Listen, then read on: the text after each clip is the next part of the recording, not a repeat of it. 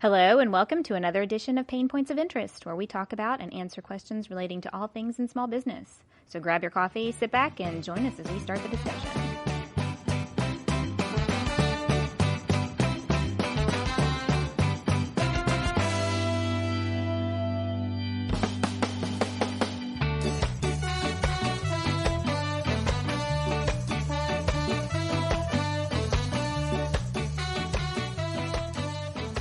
Hey guys, so filling in for Mike Payne this week is Ray Coleman. He was with us last week. Hey, Ray. Hi.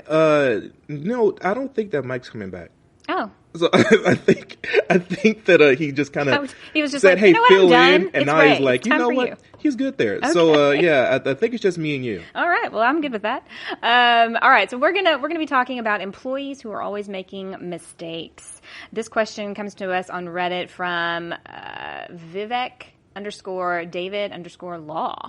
He says, what's the best way to deal with a very self-conscious employee who regularly makes mistakes with things like booking clients, dates, meeting times, taking down facts, etc.? It's a new employee, so I'm hoping she'll improve slowly over time and that her performance will improve dramatically already since she started. Right now, I just want to point out the issue and say nothing more. No punishment, no assurance, just this happened. Can we correct it for the future? I tend to get excuses from her when I do this, but I tend to ignore them and move on.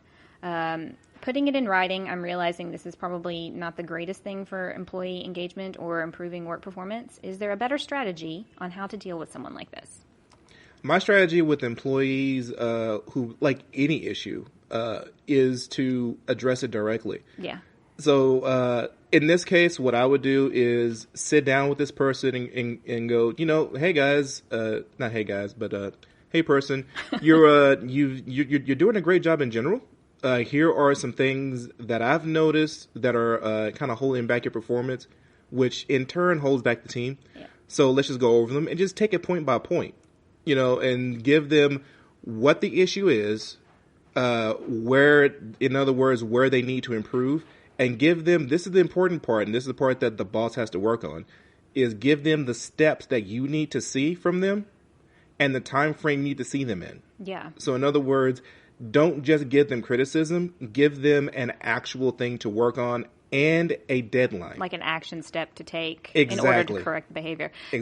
Now, what do you do when it sounds like, based on this question, the person is overly sensitive and making a lot of excuses for what's happened? The same strategy applies.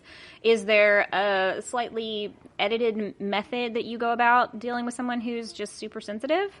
When a person is talking and their emotions are involved, just go ahead and let them talk. In other words, it's not anything that affects the bottom line. In that conversation, let them get their thoughts out, let them get their emotions out, and then bring it back to the points that you need to make. Yeah. Say, I hear you. I just want to assure you that I'm not angry at you, and this is not a situation where I need an excuse. Like I'm not saying that you did this on purpose, or that there is a reason outside of any of us in this room that this is happening. I'm just saying that all I'm saying are these action steps that I need to see. Yeah. So that the past is the past, and now we move forward. What is a good grace period when you have a new hire? Like, do you give them a couple weeks, 30 days? What's the probationary period? I don't think that anybody can do it. If it's a job they have no experience in. Right. Okay, so it's commensurate with experience. If a person comes in to you and says, I've been doing this for 2 years already, then you expect them to be able to hit the ground a little bit faster. Yeah. Than a person with 0 months of experience. If a person has 0 months of experience, you cannot expect them to do the job with any sort of competence at all for 90 days. 90 days. Okay. 90, I don't care what the job is. Like, if they come into it just plain, do not have work experience in this, then you have to give them 3 months to just get the ground under their feet. Yeah. And I'm imagining that depending on what kind of business you run and you're hiring someone, you're going to, through the hiring process, you're either going to hire someone with experience so that you don't have to do all the training parts necessarily that you would do with someone brand new. But, my thought is if she's super new, it doesn't say how long she's been working there. But if you're in the new phase, first of all, I would encourage anybody who's running a business to make sure you have a well laid out, written down kind of plan of action for that employee, what their daily tasks are and what their weekly tasks might be, because, you don't do all things every day, but, have it very clear so that they can't be, well, you didn't tell me that, like if there's a place they can go and refer to, oh, I should have been doing this, and you've shown them and you have it written down somewhere. I feel like that's always going to have a little bit more success, maybe. If they have something, if they have something to, if you have some documentation, the chalk answer, the typical answer is documentation protects the employer. Mm-hmm. So if I've given you this thing here, I've told you about it, it's here. Some employers will have you sign everything that they give you. So in case there's a dispute later on, it says, no, you signed this and these points are in it. And it's all very legal and CYA. I don't think that's as useful as when you go into a new hire, knowing what you're hiring this person for. Yeah. So in other words, if you go into a new hire, this person has no experience, you're not counting on this person to help your business. That's not why you hired them. You hired them to teach them your business. Mm-hmm. Okay. So what you're evaluating those first 3 months is not the way they do the business. It's not the way they do their task. You're trying to evaluate how quickly they learn. Do they give you too much emotion when you're trying to give them correction? Are they self-starters? So in other words, this person clocks in and the first 2 tasks I would normally have to tell a person to do, they're already on because they did it yesterday. So they're going to do it today. It's like those characteristics are what you're looking for. So if you separate from a new employee, it's not because they didn't do the job well, which you didn't expect. It's because they didn't meet your expectation on how fast they learn or their interest in your business. If you hire somebody and you sell guns and this person is very much anti-gun. Yeah. Well, after 3 months, you're like, listen, this isn't going to work out for either one of us. Yeah. Because you don't believe in my product. Yeah. It's got nothing to do with how well you sell or how well you organize or how well you do this form. It has everything to do with the fact is you don't want to work here. And I don't want anybody doesn't want to work here working for me.